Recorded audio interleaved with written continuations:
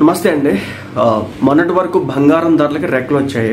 ఇప్పుడు మరోసారి బంగారం ధరలు పడిపోతున్నాయి. అసలు ఏమవుతుంది బంగారానికి కానీ వెండికి కానీ? ఇప్పుడు రేట్ ఎంత ఉంది, దాని పరిస్థితి ఏంటి, ఇప్పుడు ఏమైనా కొనుక్కోవచ్చా, దాని సంగతి ఏంటి అనేది అని చెప్పేసి ఇప్పుడు చూద్దాం. ఈ మధ్య కాలంలో బంగారం ధరలు అయితే భారీగా పెరిగినాయి. తులం బంగారం ధర దాదాపు 2 లక్షల పైగా చేరుతుందని చెప్పేసి కొంతమంది అంచనాలు కూడా వేశారు. ఇలాంటి సమయంలో బంగారం ధర ఒక్కసారిగా పడిపోయింది. అయితే హైదరాబాద్ మార్కెట్ లో 10 గ్రాముల బంగారం ధరపై 820 రూపాయలు ఇప్పుడు తగ్గడం అయితే జరిగింది. 24 క్యారెట్ల 10 గ్రాముల బంగారం నేడు మార్కెట్ లో వచ్చేసి 1,22,460గా ఉంది. మొన్నటి వరకు వీళ్ళు చెప్పింది ఏంటంటే 2 లక్షలకి ఇది రీచ్ అయిపోద్దని చెప్పినారు.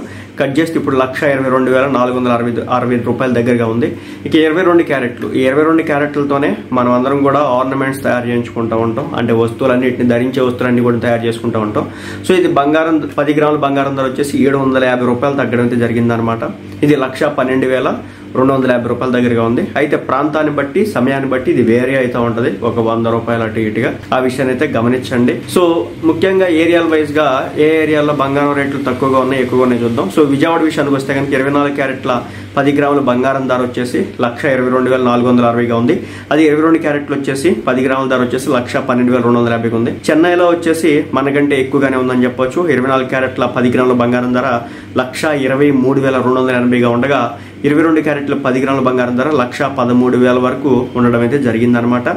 ఇక తెలంగాణలో వచ్చేసి దాదాపు 1,22,460గా 10 గ్రాముల 24 క్యారెట్లు బంగారం ఉండగా ధర అంత ఉండగా 10 గ్రాముల బంగారం ధర అదే 22 క్యారెట్లు వచ్చేసి దాదాపు 1,12,250 రూపాయలుగా ఉంది.